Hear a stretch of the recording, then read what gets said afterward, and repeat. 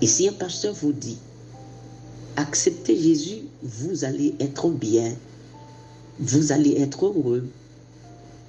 Oh, c'est la belle vie, c'est le succès, c'est la gloire. En acceptant Jésus, dites à ce pasteur, c'est faux. Parce qu'il va devoir vous prouver bibliquement l'un des apôtres ou des disciples qui menait une vie de succès, de gloire. Parce que Jésus-Christ disait dans Jean 16, je vous le dis en vérité, vous pleurerez, vous vous lamenterez et le monde se réjouira. Donc ce qui veut dire, nous qui acceptons de prêcher l'évangile de Jésus-Christ, nous sommes destinés aux pleurs, aux larmes, aux persécutions, à la tribulation, à la faim, à la soif, à la nudité. Oh, je sais, beaucoup vont me dire, moi, la faim, la soif, la nudité, là, je n'accepte pas ça. Moi, je n'accepte pas ça parce que, oh, c'est à prendre ou à laisser. Vous avez le choix, la vie éternelle ou la mort éternelle. Et la vie éternelle, vous savez ce qui va avec. La mort éternelle, vous savez aussi ce qui va avec. C'est à vous de choisir. On ne peut pas vous forcer à choisir ce que vous ne décidez pas. L'église de Smyrne, oui, l'église de Smyrne avait choisi. L'église de Smyrne avait choisi quoi? Tribulation, pauvreté, calomnie, souffrance, épreuve, prison et à la fin, la mort. Je répète, l'église de Smyrne avait choisi tribulation, tribulation, pauvreté, calomnie, souffrance, épreuve, prison, la mort. Vous voulez que je répète encore? L'église la plus parfaite, l'église à propos de laquelle le Seigneur n'avait aucun reproche, avait accepté pour pouvoir être droit, sans reproche devant Dieu, c'est-à-dire pour être une église glorieuse de Ephésiens 5, 27. L'église d'Esmyrne avait accepté tribulation, pauvreté, calomnie, souffrance, épreuve, prison et enfin la mort. Oh, vous pouvez démentir ce que je suis en train de dire, hein? Oh, non, moi, la pauvreté, moi, je n'accepte pas la pauvreté parce que la pauvreté est une malédiction. Oh, l'église d'Esmyrne était maudite parce qu'elle était pauvre. Les églises de la Macédoine étaient maudites parce qu'elles étaient pauvres. Les églises de Jérusalem étaient maudites parce qu'elles étaient pauvres. Les apôtres étaient maudits parce qu'ils étaient pauvres.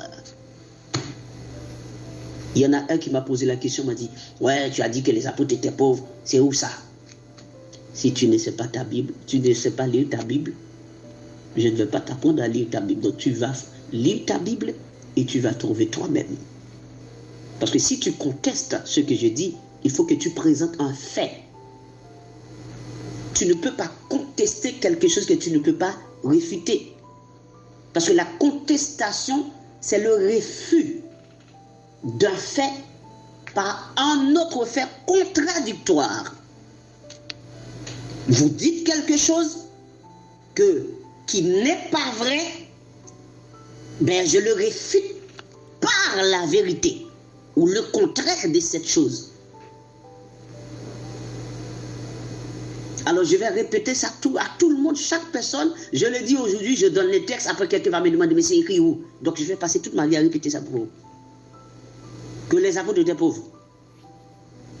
Donc ça veut dire que vous avez une Bible, vous ne lisez jamais votre Bible. Donc il y a un problème. Je vais répéter ça une dernière fois.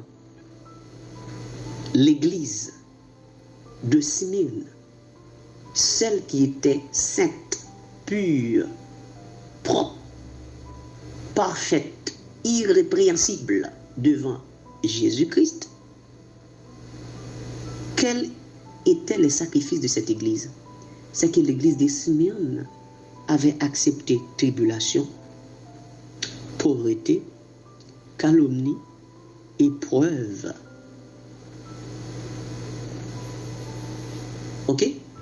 Souffrance, prison et la mort. 7.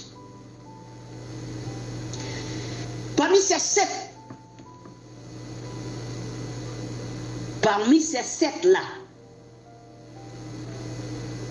ces 7 choses-là, que je sais que vous considérez, les églises traditionnelles, les faux pasteurs considèrent comme malédiction. Parmi ces 7 là, vous auriez choisi quoi? Vous auriez choisi la tribulation, la pauvreté,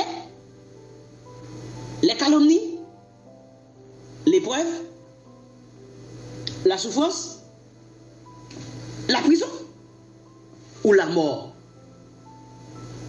L'église de Smyrne n'a pas choisi. Il a eu tout le paquet.